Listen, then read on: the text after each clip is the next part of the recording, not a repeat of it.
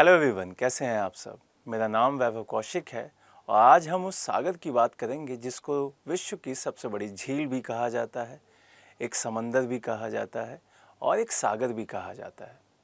तो ये क्या है, इस पे इतनी सारी बातें क्यों होती हैं, इसको आज अच्छे से जानेंगे।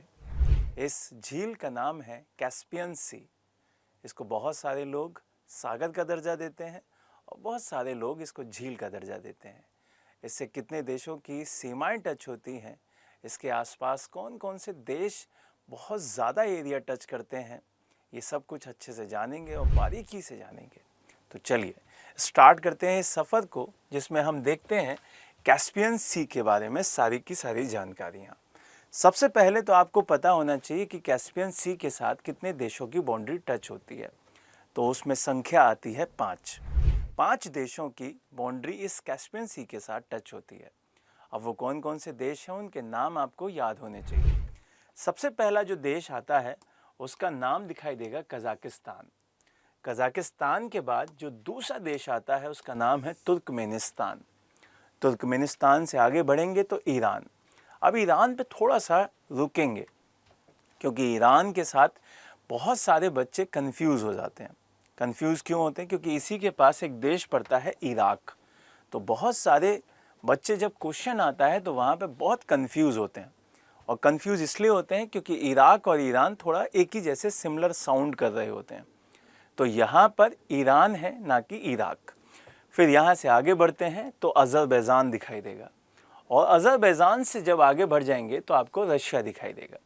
ये 5 कंट्री बाउंड्री बनाते हैं किसके साथ? कैस्पियन सी के साथ।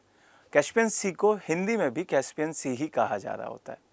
अब इसके बारे में कि हम इस देशों की बाउंड्री को कैसे याद करें, तो एक बहुत छोटी सी ट्रिक है जिसको हम कह सकते हैं तारीख।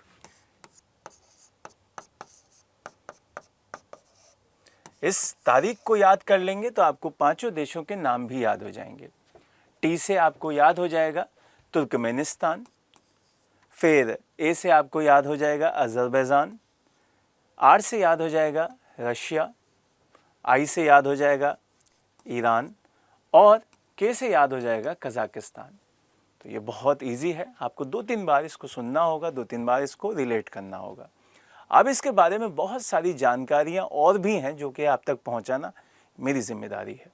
इसको जानते हैं कि वो जानकारी क्या क्या है।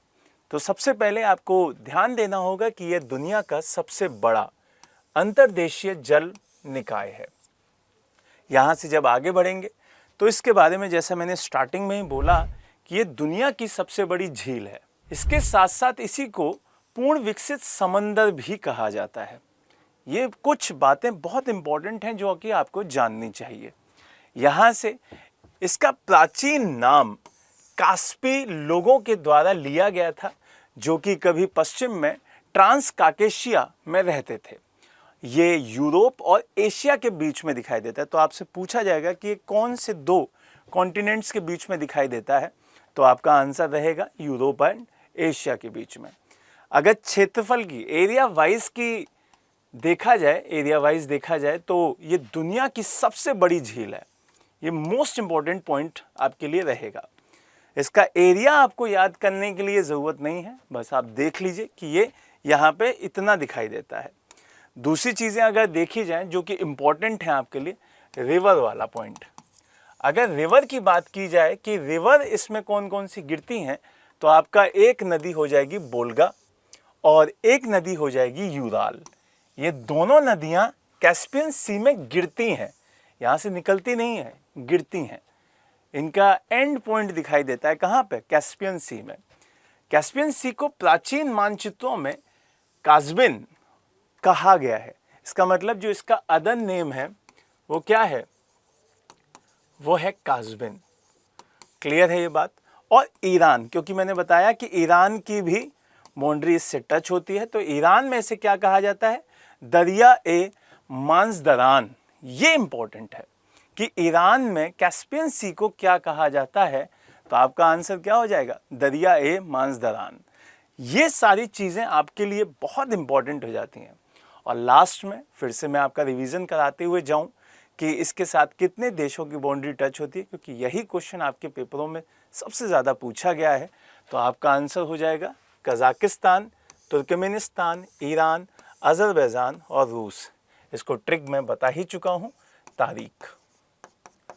तो इस तरीके से ये ट्रिक आप याद रखिएगा। बाकी डिटेल जो मैंने आपको बताई उसको एक दो बार सुनिएगा, उसको अच्छे से पढ़िएगा, उसके नोट्स बनाइएगा, आपके लिए बहुत ही ज़्यादा महत्वपूर्ण है। जय हिंद, जय भारत।